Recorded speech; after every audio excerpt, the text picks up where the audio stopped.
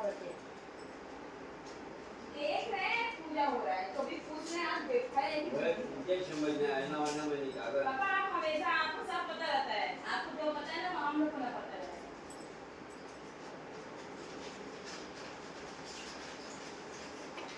मैंने एक तारीख के हिसाब से निकाला आज बुधवार है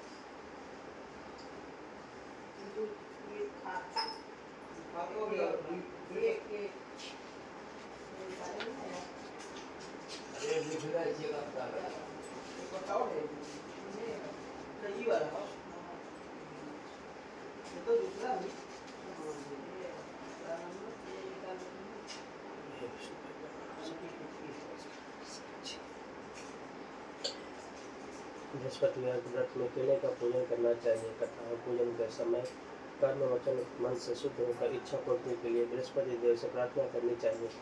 मेरी मनोकामनाओं को बृहस्पति देव अवश्य पूर्ण करेंगे, ऐसा मन में दृढ़ विश्वास रखना चाहिए। दिन में एक ही समय भोजन करना चाहिए। पीले चने की दाल आदि का भोजन करें। पूजन के बाद श्रद्धापूर्वक एवं प्रेम पूर्वक गुरु महाराज की कथा सुननी चाहिए। इस व्रत को करने से मनोवांछित फल मिलते हैं और बृहस्पति महाराज प्रसन्न होते हैं। धन विद्या पुत्र तथा मन की सभी इच्छाएं पूरी होती है। परिवार में सुख तथा शांति रहती है। इसलिए यह व्रत सर्वश्रेष्ठ और अति फलदायक है।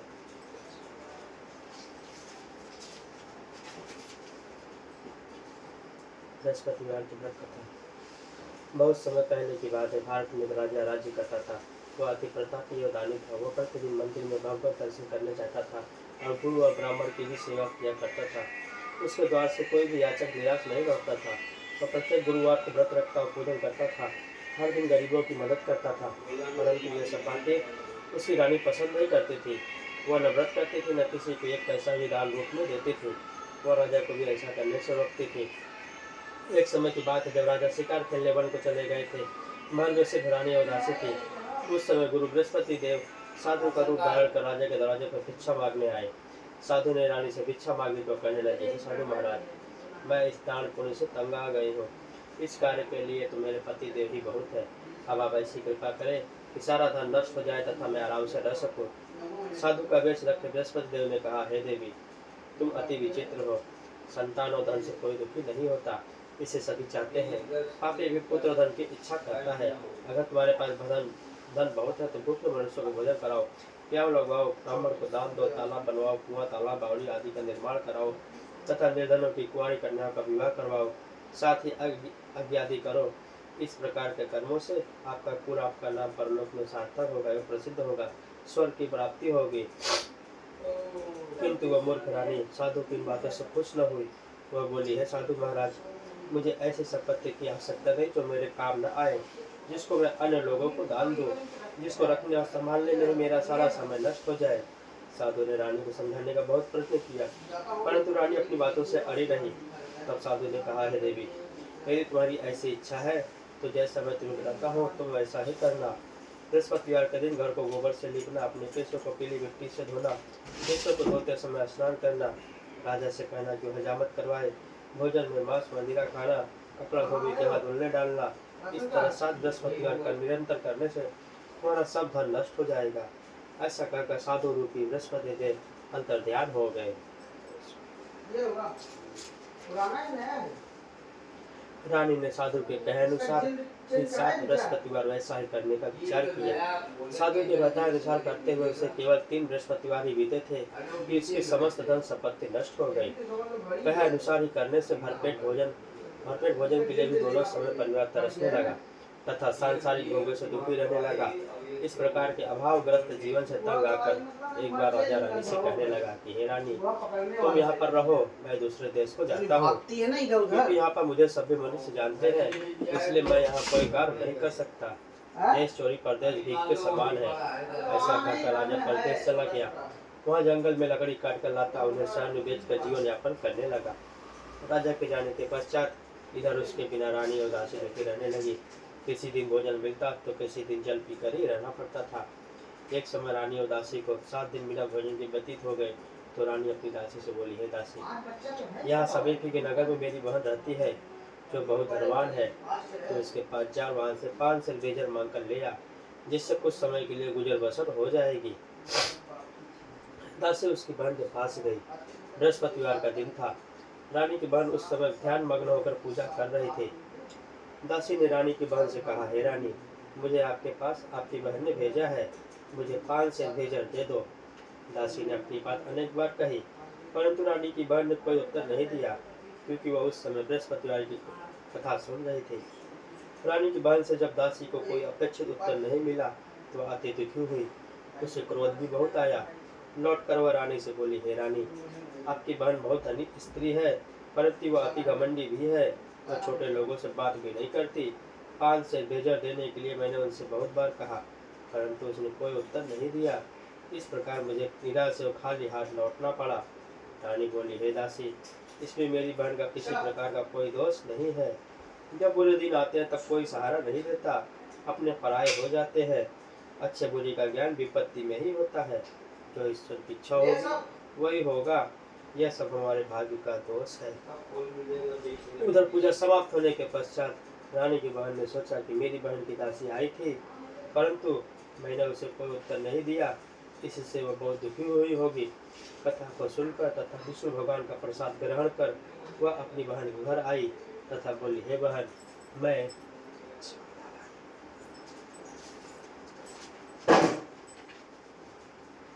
बृहस्पतिवार का व्रत कर रही थी, तुम्हारी दासी आई, परंतु कथा समाप्त होने से पूर्व न उठते हैं और न ही बोलते हैं, इसलिए मैं नहीं बोली।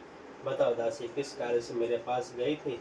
रानी बोली, हे बहन, हमारे घर अनाज नहीं था तथा राजा परदेश चले गए हैं। वैसे तुमसे कोई बात छिपी नहीं है, इस कारण मैंने दासी को तुम्हारे पास 5 सेर बेजर लेने के लिए भेजा था। इस पर रानी की बहन बोली, हे बहन, बृहस्पति भगवान सबको मनवांछित फल देते हैं। देखो, शायद तुम्हारे घर में किसी कोने में अनाज रखा हो। यह सुनकर रानी की बहन की बातों से विस्मित होकर दासी घर के अंदर गई तो वहां उसे एक घड़ा बेजर का भरा मिल गया।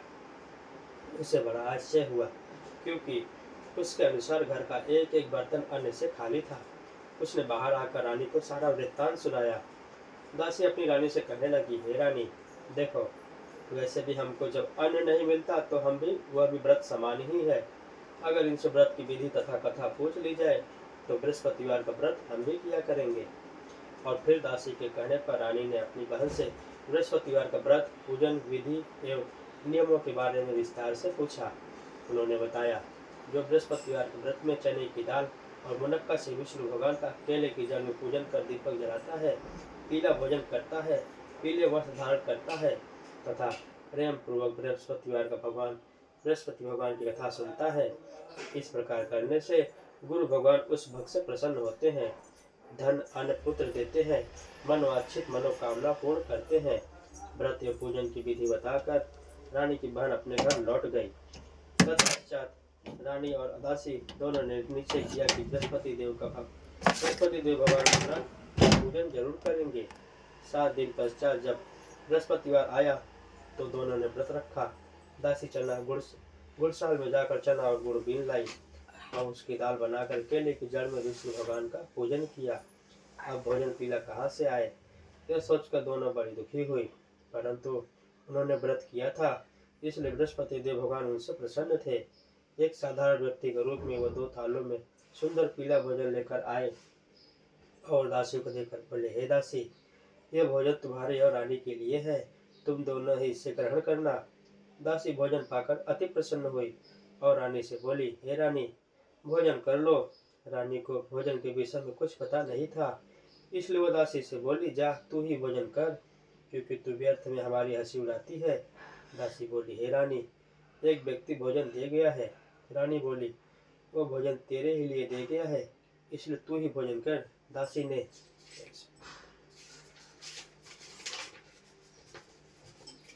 कहा, हे रानी, वह व्यक्ति हम दोनों के लिए ही 2 थालों में भोजन देकर गया है, अतः मैं और आप दोनों ही साथ साथ भोजन करेंगे।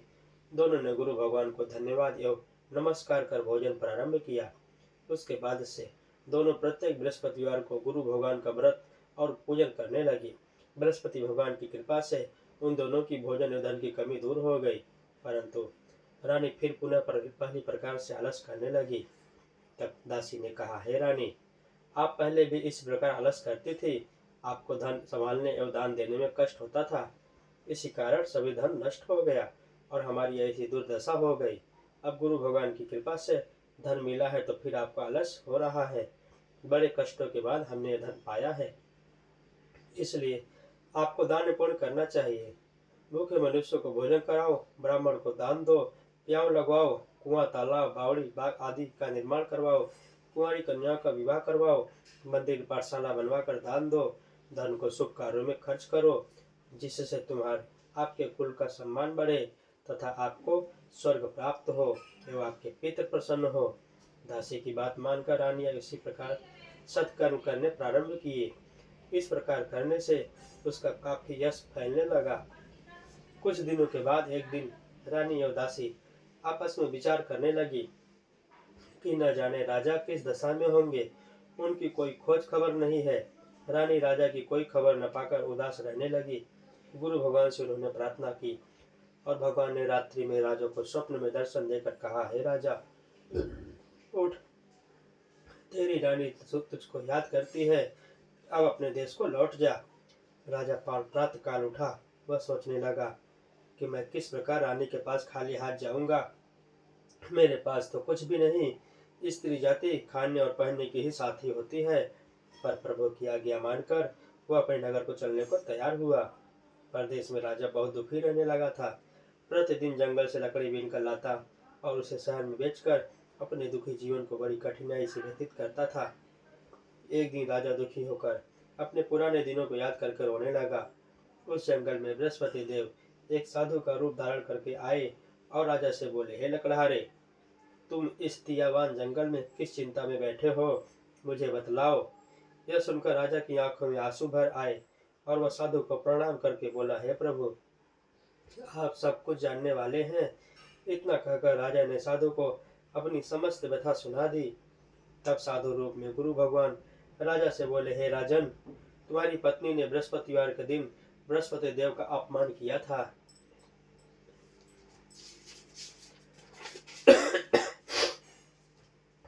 जिसके कारण तुम्हारी यह दुर्दशा हुई। अब तुम किसी प्रकार की चिंता मत करो, भगवान तुम्हें पहले से अधिक धन प्रदान करेंगे। देखो, तुम्हारी पत्नी ने बृहस्पतिवार का व्रत प्रारंभ कर दिया है और अब तुम भी बृहस्पतिवार का व्रत करके चने की दाल व गुड़ जल के लोटे में डालकर केले का पूजन करो, फिर कथा कहो या सुनो, भगवान तुम्हारी सभी इच्छाओं की पूर्ति करेंगे। साधु के वचन सुनकर राजा बोला, हे प्रभु, मुझे लकड़ी बेचने के पश्चात इतना पैसा नहीं बचता कि भोजन करने के उपरांत कुछ भी बचा सकूं। मैंने रात्रि में अपनी रानी को व्याकुल या व्यथित देखा है। मेरे पास कोई साधन नहीं जिससे उसका समाचार भी जान सकूं। इसके अतिरिक्त मैं बृहस्पति देव की कथा भी नहीं जानता हूँ, जिसे कह या सुनकर मैं व्रत धारण कर भगवान बृहस्पति देव का पूजन कर सकूं। साधु ने कहा, हे राजा, तुम किसी बात की चिंता न करो। बृहस्पतिवार के दिन तुम नित्य की भांति लकड़ियां लेकर शहर में जाओ। तुम्हें रोज से दुगना धन प्राप्त होगा, जिससे तुम भली भांति भोजन कर लोगे तथा गुड़ एवं चने का प्रसाद भी खरीद कर बृहस्पति देव की पूजा भी कर सकते हो। बृहस्पतिवार की कहानी इस प्रकार से है।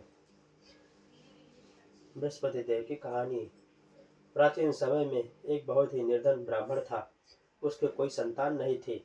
ब्राह्मण नित्य पूजा पाठ करता। ब्राह्मण स्वभाव से दयालु तथा धार्मिक विचारों वाला व्यक्ति था, परंतु उसकी पत्नी बहुत ही मलिनता के साथ रहती थी। वह न तो स्नान करती थी और न ही किसी देवता का पूजन करती थी। सुबह उठते ही सर्वप्रथम भोजन करती, बाद में घर के अन्य कार्य करती। अपनी पत्नी की ऐसी हालत के कारण ब्राह्मण देवता बहुत दुखी रहते थे। वह अपनी पत्नी को बहुत समझाते, किंतु उसका कोई परिणाम न निकला। भगवान की कृपा से ब्राह्मण की स्त्री के कन्या उत्पन्न हुई। वह कन्या ब्राह्मण के घर में ही बड़ी होने लगी। वह बालिका प्रातः काल ही स्नान करके भगवान विष्णु का जप करती, बृहस्पतिवार का व्रत भी करने लगी। पूजा पाठ समाप्त कर पाठशाला जाती तो अपनी मुट्ठी में जौ भर कर ले जाती और पाठशाला जाने के रास्ते में डालती जाती।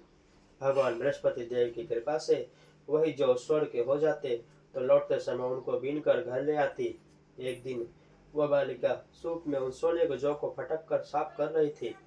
तभी उसकी माँ ने उसे देख लिया और कहा, हे बेटी, सोने के जौ को फटकने के लिए सूप भी सोने का होना चाहिए। दूसरे दिन बृहस्पतिवार था। कन्या ने व्रत रखा और भगवान बृहस्पति देव से प्रार्थना करके कहा, हे प्रभु, यदि मैंने सच्चे मन से श्रद्धा पूर्वक आपका पूजन में व्रत किया हो तो कृपया मुझे सोने का सूप दे दो। बृहस्पति देव ने उसकी प्रार्थना स्वीकार कर ली।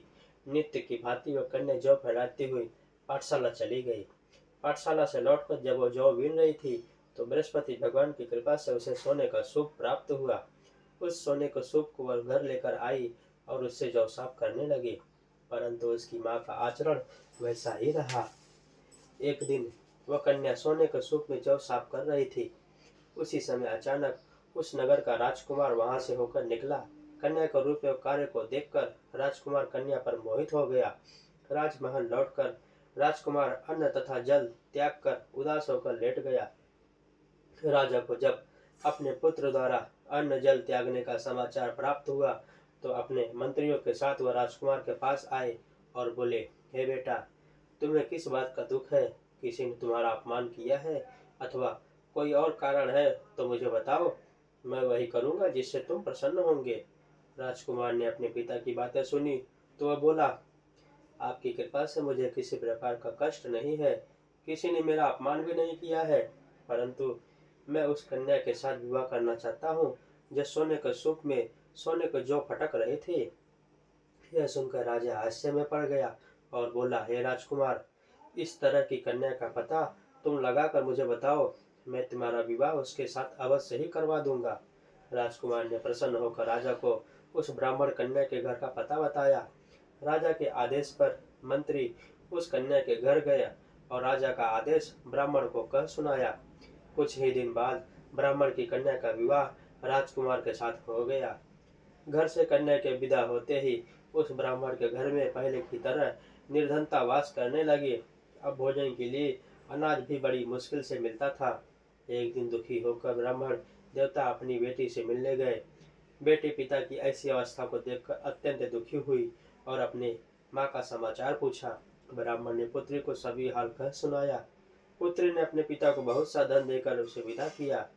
इस प्रकार ब्राह्मण का कुछ समय सुख पूर्वक व्यतीत हुआ, लेकिन धन समाप्त होने के बाद स्थिति पूर्ववत हो गई। ब्राह्मण फिर अपनी कन्या के यहाँ गया और उससे सभी हाल कह सुनाया। पुत्री बोली, हे पिताजी, आप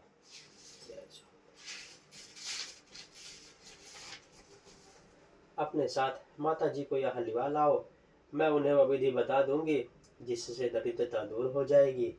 ब्राह्मण देवता अपनी पत्नी को साथ लेकर अपनी पुत्री के पास राजमहल पहुंचे तो पुत्री अपनी माँ को समझाने लगी, हे माँ, तुम सुबह उठकर सर्वप्रथम स्नान आदि करके भगवान विष्णु का पूजन किया करो तो सब निर्धनता दूर हो जाएगी।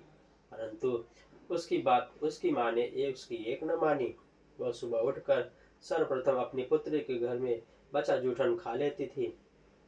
एक दिन उसकी बेटी को अपनी माँ पर बहुत गुस्सा आया। उसने उस रात एक कोठरी में खाने का सारा सामान निकालकर अपनी माँ को उसमें बंद कर दिया। प्रातः कोठरी से अपनी माँ को निकालकर तथा स्नान आदि कराकर पूजा पाठ करवाया तो उसकी माँ की बुद्धि भी ठीक हो गई। इसके बाद वह प्रतिदिन पूजा पाठ करती और प्रत्येक बृहस्पतिवार को व्रत भी रखने लगी। इस व्रत के प्रभाव से उसकी माँ भी अत्यंत धनवान तथा पुत्रवती हो गई और बृहस्पति देवता की कृपा से वृद्धावस्था में मृत्यु को प्राप्त कर स्वर्ग को गई। वह ब्राह्मण भी सुख पूर्वक इस लोक का सुख भोग कर स्वर्ग को प्राप्त हुआ। इस प्रकार कहानी कहकर साधु देवता वहां से अंतर ध्यान हो गए। धीरे धीरे 6 दिन का समय बीत गया तथा बृहस्पतिवार का दिन आ गया। लकड़हारा रूपी राजा जंगल से लकड़ी काटकर किसी शहर में बेचने गया। आज उसे और दिनों से अधिक धन मिला। राजा ने चना गुड़ आदि लाकर भगवान विष्णु का पूजन किया तथा बृहस्पतिवार का व्रत किया। उस दिन से उसके सभी कष्ट दूर हो गए, परंतु अगले बृहस्पतिवार को वह व्रत करना भूल गया। इसी कारण बृहस्पति भगवान उससे रुष्ट हो गए। उस दिन उस नगर के राजा ने विशाल यज्ञ का आयोजन किया तथा अपने समस्त राज्य में यह घोषणा करवा दी कि कोई भी मनुष्य अपने घर भोजन न बनाए और आग भी न जलाए। सब लोग मेरे यहाँ भोजन करने आए। इस आज्ञा को जो नहीं मानेगा उसको सूली पर लटका दिया जाएगा। राजा की आज्ञा अनुसार राज्य के सभी निवासी राजा के भोज में सम्मिलित होने गए, परंतु लकड़हारा कुछ विलंब से पहुंचा, इसलिए राजा उसको भोजन कराने अपने साथ महल में ले गए। जब राजा लकड़हारे को भोजन करा रहे थे तो रानी की दृष्टि उस खूंटी पर पड़ी जिस पर उनका 9 लाखा हार लटका हुआ था।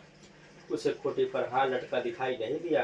रानी को निश्चय हो गया कि मेरा हार इस लकड़हारे ने चुरा लिया है। उसी समय रानी की जिद पर राजा ने सैनिक बुलाकर लकड़हारे को जेल में डलवा दिया।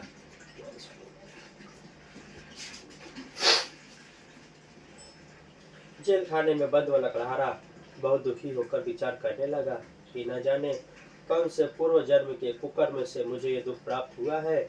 जेल में बंद लकड़हारा भगवान बृहस्पति देव को याद करने लगा।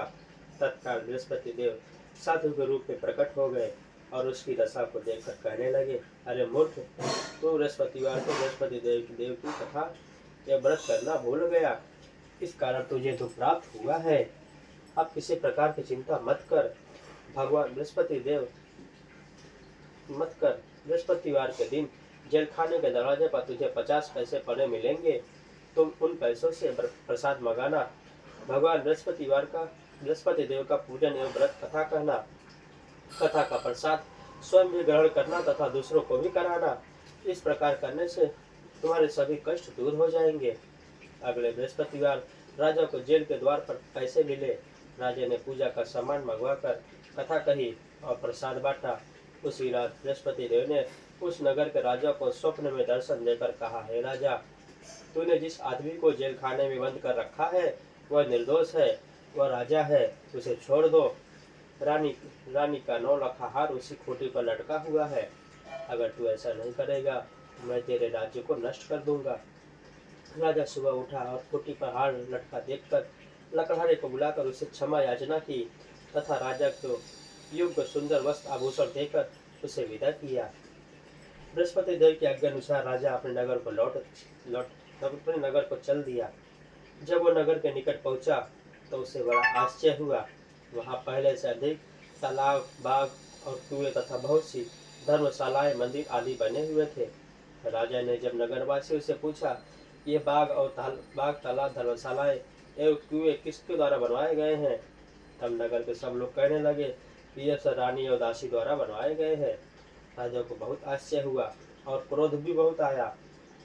जब रानी ने खबर सुनी कि राजा आ रहे हैं तो उसने दासी से कहा, हे दासी, देख, राजा हमें अति दीन अवस्था में छोड़ गए थे। वह हमारी ऐसी हालत देखकर कहीं द्वार से ही न लौट जाए, इसलिए तू द्वार पर खड़ी हो जा। रानी की आज्ञा अनुसार दासी दरवाजे पर खड़ी हो गई। जब राजा आए तो उन्हें अपने साथ महल में लिवा लाई।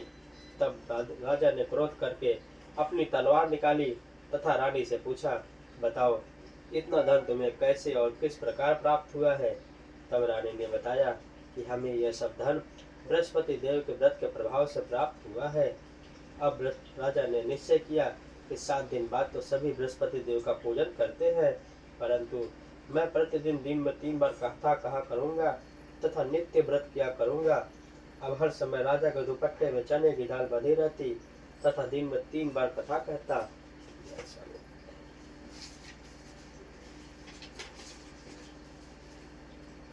ऐसे ही एक दिन राजा ने विचार किया कि चलो अपनी बहन के यहाँ हो आऊं। ऐसा निश्चय कर राजा घोड़े पर सवार होकर अपनी बहन के यहाँ चल दिया। मार्ग में उसने देखा कि कुछ आदमी एक मुर्दे को लिए जा रहे हैं। उन्हें रोककर वह कहने लगा, अरे भाइयों, कुछ देर मेरी बृहस्पतिवार की कथा सुन लो। वे बोले, लो, हमारा तो आदमी मर गया है, इसको अपनी कथा की पड़ी है। परंतु कुछ आदमी बोले, अच्छा कहो, हम तुम्हारी कथा भी सुनेंगे। राजा ने दाल निकाली और कथा कहनी शुरू कर दी। जब कथा आधी हो गई तो मुर्दा हिलने लग गया, और जब कथा समाप्त हो गई तो राम राम करके वह मुर्दा खड़ा हो गया। राजा आगे चला, उसे चलते चलते शाम हो गई। आगे मार्ग में उसे एक किसान खेत में हल चलाता मिला। राजा उससे बोला, अरे भैया, तुम मेरी बृहस्पतिवार की कथा सुन लो। किसान बोला, जब तक मैं तेरी कथा सुनूंगा तब तक 4 हरैया जोत लूंगा। जाओ भैया, तुम अपनी कथा किसी और को सुनाना। राजा आगे चलने लगा। राजा के हटते ही किसान के बैल पछाड़ खाकर गिर गए और किसान के पेट में बहुत तेज दर्द होने लगा। उसी समय किसान की माँ रोटी लेकर आई। उसने जब यह देखा तो अपने पुत्र से सब हाल पूछा। बेटे ने सारा हाल बता दिया। किसान की माँ दौड़ी दौड़ी घोड़े पर सवार राजा के पास गई और बोली, मैं तेरी कथा सुनूंगी, तू अपनी कथा मेरे खेत पर ही चलकर कहना। राजा ने लौटकर किसान के खेत पर जाकर कथा कही, जिसे सुनते ही बैल खड़े हो गए तथा किसान के पेट का दर्द भी बंद हो गया। आगे चलकर राजा अपनी बहन के घर पहुंच गया। बहन ने राजा की खूब आवभगत की। दूसरे दिन सुबह राजा जगा तो उसने देखा कि सब लोग भोजन कर रहे हैं। राजा ने अपनी बहन से जब पूछा कि ऐसा कोई मनुष्य है जिसने भोजन न किया हो और जो मेरी बृहस्पतिवार की कथा का श्रवण कर ले, तो बहन बोली, है भैया, यह देश ऐसे ही है। यहाँ के लोग पहले भोजन करते हैं, बाद में अन्य काम करते हैं। अगर कोई पड़ोस में हो तो देख आती हूँ। ऐसा कहकर राजा की बहन चली, परंतु उसे कोई भी ऐसा व्यक्ति नहीं मिला जिसने भोजन न किया हो। वह एक कुम्हार के घर गई जिसका लड़का बीमार था। उसे यह भी पता चला कि उनके यहाँ 3 दिन से किसी ने भोजन नहीं किया है। राजा की बहन ने अपने भाई की कथा सुनने के लिए कुम्हार से आग्रह किया तो वह तैयार हो गया। राजा ने जाकर बृहस्पतिवार की कथा कही, जिसको सुनकर कुम्हार का लड़का ठीक हो गया। अब तो राजा की हर और प्रशंसा होने लगी।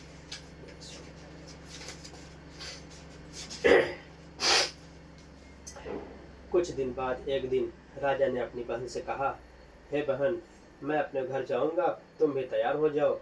राजा की बहन ने अपनी सास से बोली, सास से भाई के साथ जाने की आज्ञा मांगी।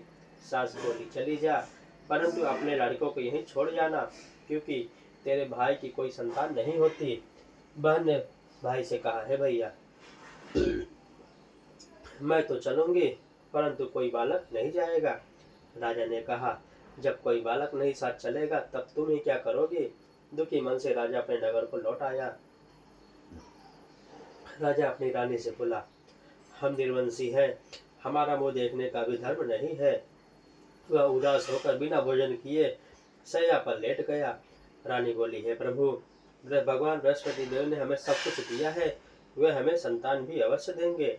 उसी रात बृहस्पति देव ने राजा को स्वप्न में दर्शन देकर कहा, हे राजा, उठ, सभी सोच त्याग दे, तेरी रानी गर्भवती है। राजा को यह बात सुनकर अति प्रसन्नता हुई। 9वें महीने में रानी के गर्भ से एक सुंदर पुत्र रूपी रत्न पैदा हुआ। तब राजा बोला, हे रानी, बिना भोजन किए स्त्री बिना भोजन के रह सकती है, परंतु बिना कहे नहीं रह सकती। जब मेरी बहन आए तो तुम उससे कुछ मत कहना। रानी ने हाँ कर दी। जब राजा की बहन ने शुभ समाचार सुना तो अति प्रसन्न हुई तथा बधाई लेकर अपने भाई के यहाँ आई। तभी रानी ने कहा, घोड़ा चढ़कर नहीं आई, गधा चढ़ी आई। राजा की बहन बोली, भाभी, मैं इस प्रकार न कहती तो तुम्हें औलाद कैसे मिलती। भगवान बृहस्पति देव ऐसे ही हैं, जैसे जिसके मन में कामनाएं हैं सभी को पूर्ण कर मनोवांछित फल देते हैं। जो श्रद्धा पूर्वक बृहस्पतिवार का व्रत करता है एवं कथा पढ़ता है अथवा सुनता है और दूसरों को सुनाता है, बृहस्पति देव उनकी सभी मनोकामना पूर्ण करते हैं। बृहस्पति देव उनकी सदैव रक्षा करते हैं। जो श्रद्धा एवं संपूर्ण आदर भाव से बृहस्पति देव का पूजन एवं सच्चे दिल से व्रत करते हैं, उनकी सभी मनोकामनाएं पूर्ण होती है। सच्चे मन एवं हृदय से रानी और राजा ने बृहस्पति देव की कथा का गुणगान किया। उनकी सभी इच्छाएं बृहस्पति देव जी ने पूरी की।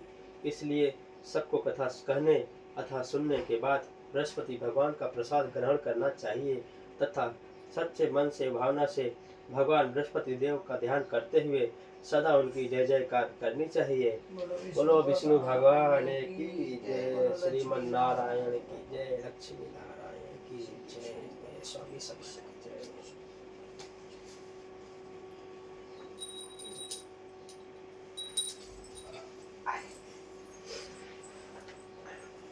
ओम जय बृहस्पति देवा, स्वामी जय बृहस्पति देवा।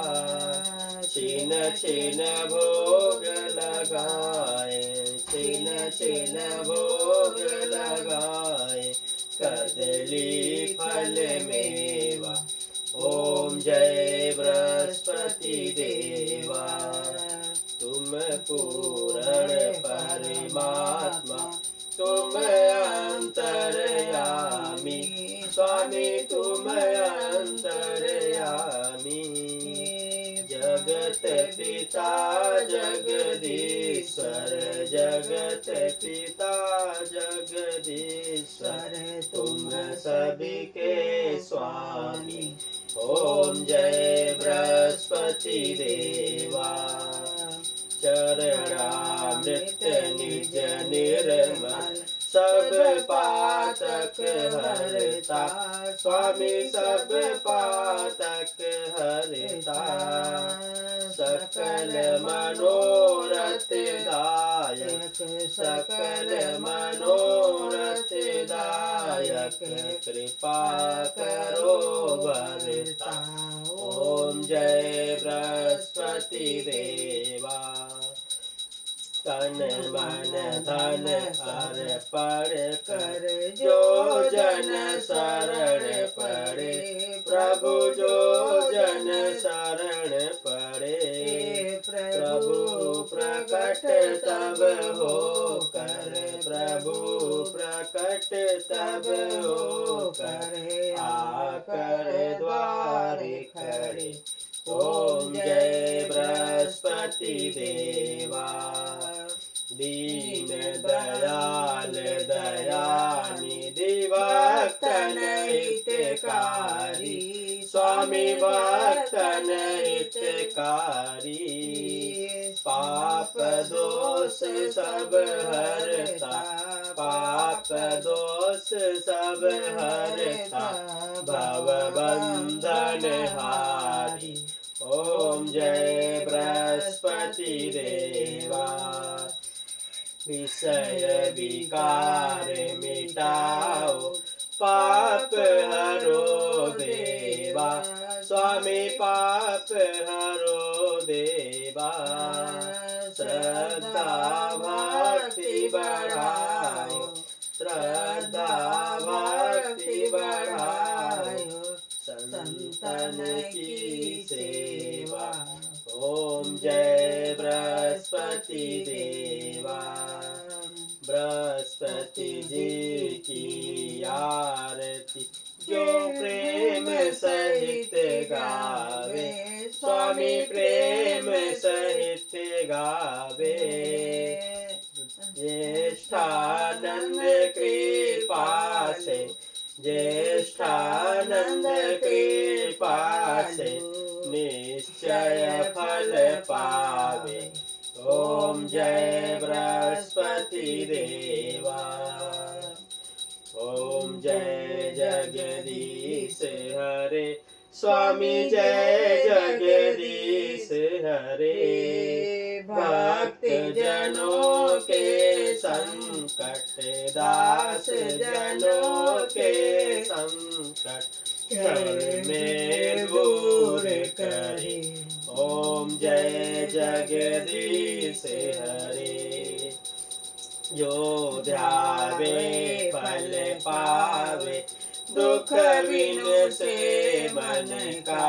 स्वामी दुख बिन से मन का, सुख संपत्ति घर आवे। सुख संपत्ति घर आवे, कष्ट मिटे तन का। ओम जय जगदीश हरे। मात पिता तुम मेरे, शरण गहूँ मैं किसकी। स्वामी शरण गहूँ मैं किसकी। तुम बिन और न दूजा, प्रभु बिन और न दूजा। आस करूँ मैं जिसकी। ओम जय जगदीश हरे। तुम पूर्ण परमात्मा, तुम अंतर्यामी। स्वामी तुम अंतर्यामी। पार ब्रह्म परमेश्वर, पार ब्रह्म परमेश्वर। तुम सबके स्वामी। ओम जय जगदीश हरे। तुम करुणा के सागर, तुम पालन करता। स्वामी तुम पालन करता। मैं मूरख खल कामी, मैं सेवक तुम स्वामी। कृपा करो भरता। ओम जय जगदीश हरे। तुम हो एक अगोचर, सबके प्राणपति। स्वामी सबके प्राणपति। किस विधि मिलो दयामय, किस विधि मिलो दयामय। तुमको मैं कुमति। ओम जय जगदीश हरे। दीन बंधु दुख हरता, तुम ठाकुर मेरे। स्वामी तुम रक्षक मेरे। अपने हाथ उठाओ, अपने शरण लगाओ। द्वार पड़ा तेरे। ओम जय जगदीश हरे। विषय विकार मिटाओ, पाप हरो देवा। स्वामी पाप हरो देवा। श्रद्धा भक्ति बढ़ाओ, श्रद्धा भक्ति बढ़ाओ। संतन की सेवा। ओम जय जगदीश हरे। यह तन मन धन सब कुछ है तेरा। स्वामी सब कुछ है तेरा। तेरा तुझको अर्पण, तेरा तुझको अर्पण। क्या लागे मेरा। ओम जय जगदीश हरे। ओम जय जगदीश हरे। स्वामी जय जगदीश हरे। भक्त जनों के संकट, दास जनों के संकट क्षण में दूर करे। ओम जय जगदीश हरे। ओम जय जगदीश हरे। बोलो विष्णु भगवान की जय। श्रीमन्नारायण नारायण की जय। श्री नारायण की जय।